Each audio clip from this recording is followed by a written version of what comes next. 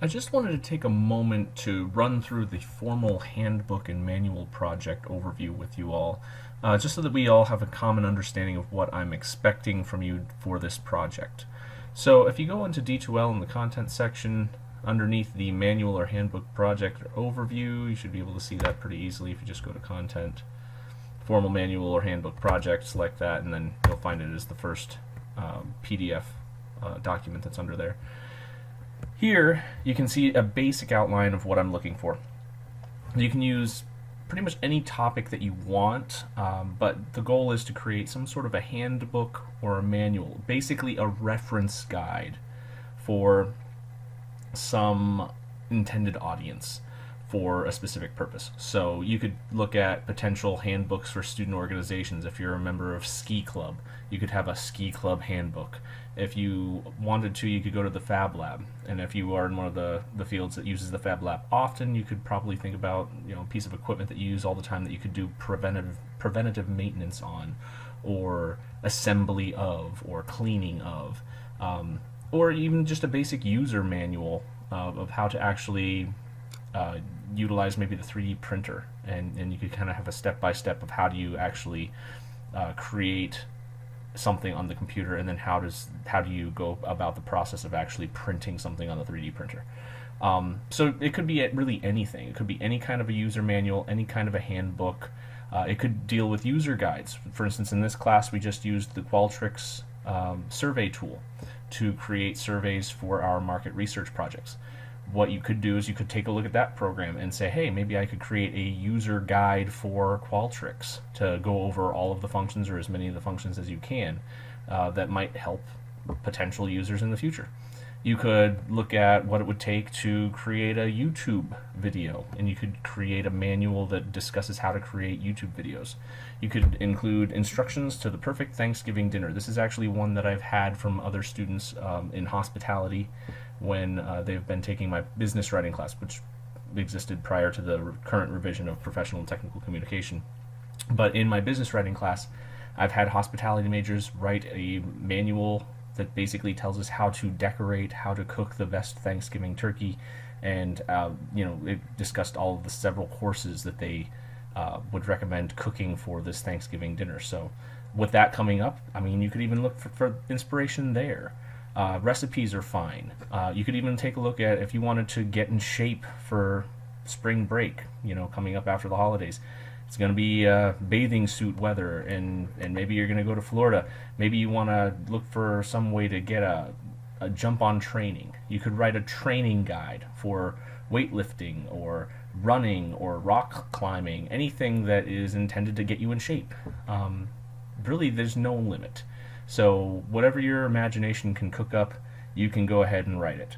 To generate ideas, just consider looking at your place of employment. Some students who are in internships now might see a need for a reference guide for interns in a specific field, or maybe your employer is trying some other new employment program out, or is trying a new internship program out, and maybe a reference guide to even just walk you through basic procedures that you need to know in order to be successful in this internship or with this company.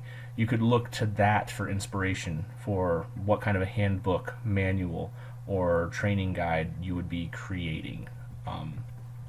Pretty much anything's on the table.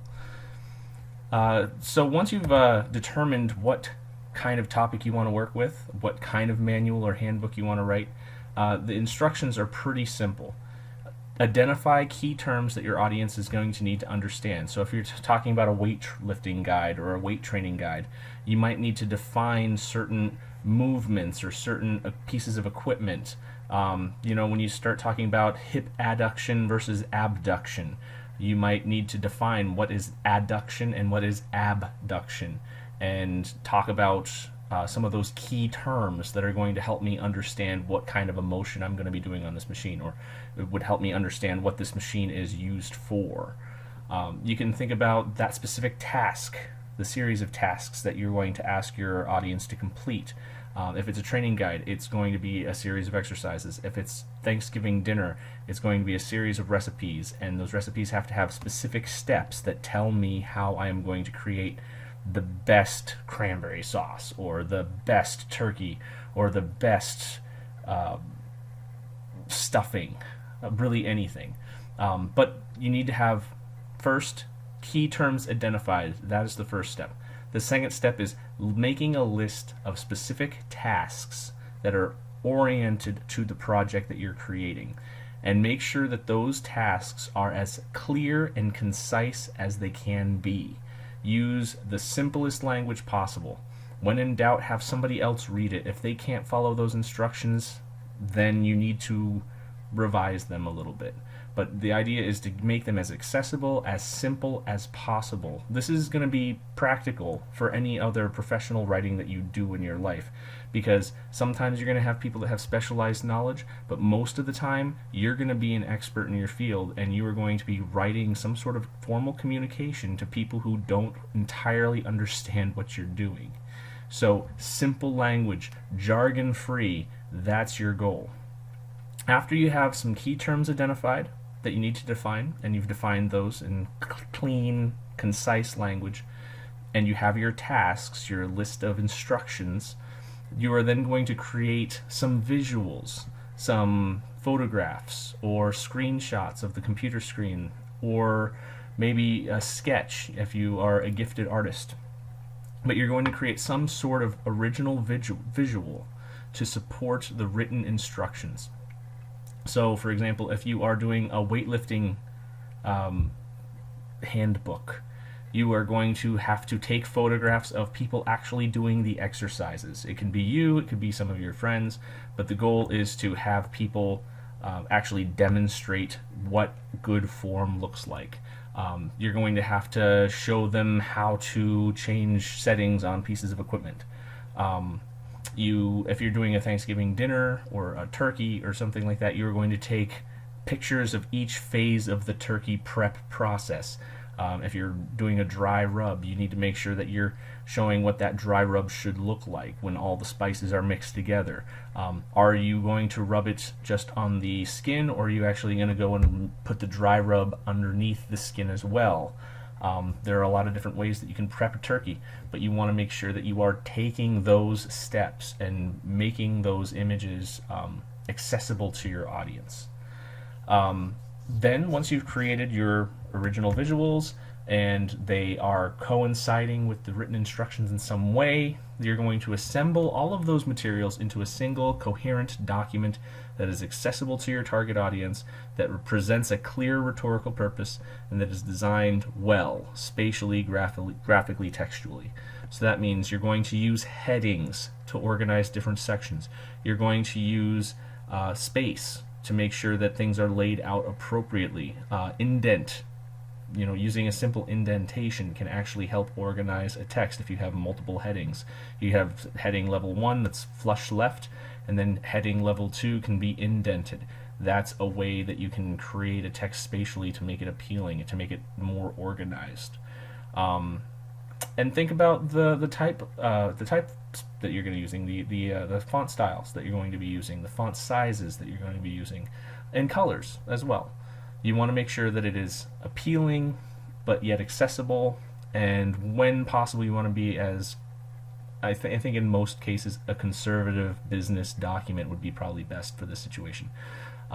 If you're doing something for Thanksgiving or a holiday themed thing, you can use different colors that coincide with that holiday, but you really want to have a clean, concise, professional text at the end of this project.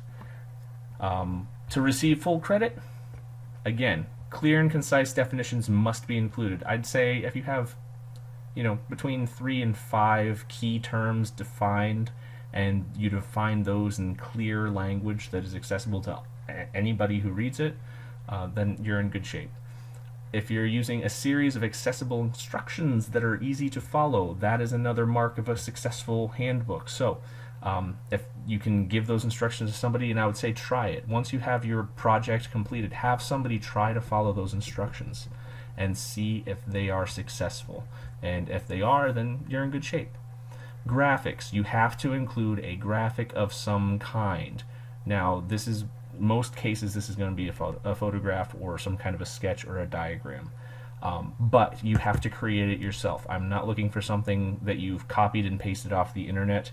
If you do that, you're going to obviously lose points, and if you do that too much, you could run into some plagiarism issues, even if you cite the source. I want you to create your own graphics. That's really important. And then the final project should appear well organized. It should include headings, indentations if necessary to help organize the content. You should have some white space so that way you don't just have a big page full of text that I can't really skim easily. And you should make sure that all of your writing is free of grammatical and spelling errors. Now, if you wanted to take a look at a few projects that could kind of help get you started, I also have those listed here.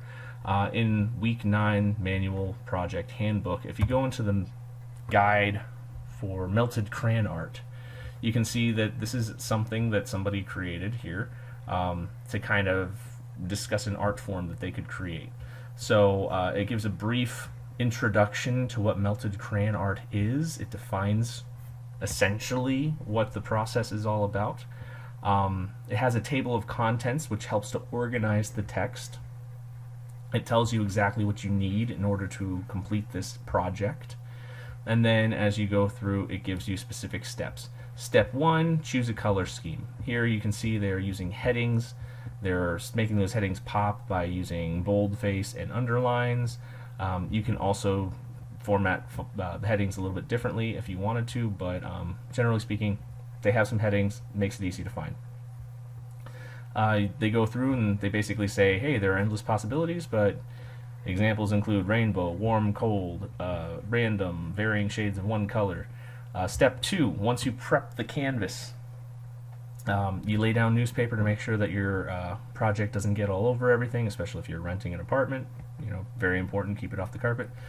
And basically lay out the crayons the way that you want them to appear. Step 3, gluing the crayons using the glue gun. Step 4, melting the crayons with a hot air with a hair dryer. Once you've gone through and you've completed the project, you can kind of see what the project kind of looks like when it's all said and done. There are a lot of examples. There are a lot of other links and sources here for references. That's basically a decent example. There are some things that I would do differently. For example, the references page I would probably format more like APA font, APA format. The list of hyperlinks is nice, but it's not really sufficient for citation purposes. But generally speaking, it was an interesting project. It was a simple project. It goes to show that you don't have to go too in-depth with anything that's overly complicated. You can pick something that's simple, a simple craft, for example. Another example is the manual oil change. So this one is going to walk through how to change oil in a car. You can see it has a table of contents here as well to help kind of organize things. General introduction that discusses why you should do that with oil change, like why you should change your oil in certain mileage range.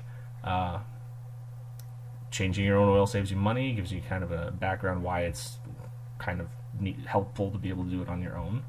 It gives you a list of all of the materials that you need, the necessary tools in order to be successful. You scroll down, it gives you step-by-step instructions. Step 1, drive your car up, open the hood, unlatch the hood by pulling the hood lever. I mean, it breaks it down to the most simple, easy instructions that you could probably think of. Once you've gone through, you can kind of see how all of this is formatted using the images that coincide with the actual steps that you're taking. All of these are images that the person could take themselves, very simply, just by popping the hood of your car and actually taking these photos. It gives you a little bit of a conclusion, but it basically shows you what you need to do in order to change your oil. This one doesn't include references of any kind, and you don't necessarily need references if you've done this before, or if you know what you're doing. You don't really necessarily need to have the references.